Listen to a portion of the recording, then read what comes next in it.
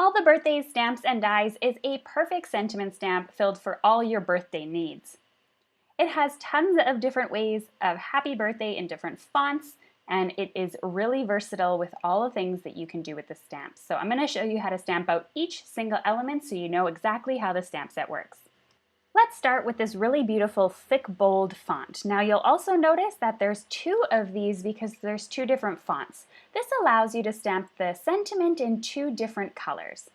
Now after I finish stamping the first color, all I have to do is line up the second color.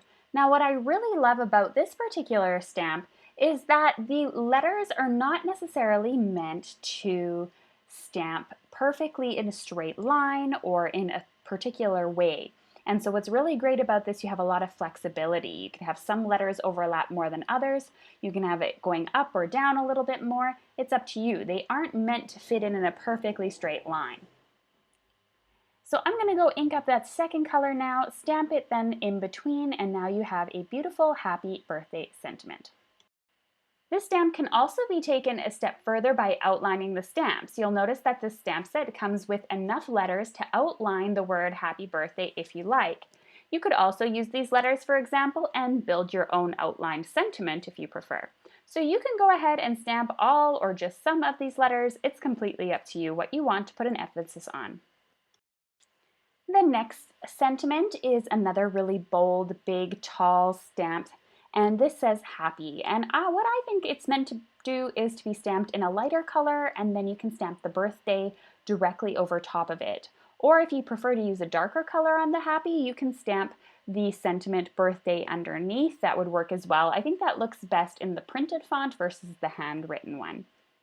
You'll see in my example here, I stamped happy in red, and then I stamped the birthday sentiment underneath in black, and that lines up really perfect for a beautiful, clean and simple card as well.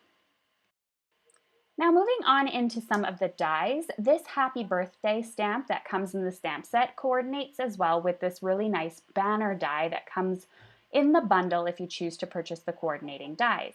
You also have this really large HB for happy birthday. I'm going to cut that out of some colored cardstock. This one here I believe is meant for shaker cards or putting some pretty pattern paper behind it. And what also comes with this die is this own little confetti stamp, so you can make your own little shaker bits with it. It also comes with a square, and that can cut out the sentiment that is in a square on the stamp set. So let's run these through the die cutting machine and let's get started building that up into a card. So you can run that happy birthday through your die cutting machine and hang on to the little bits.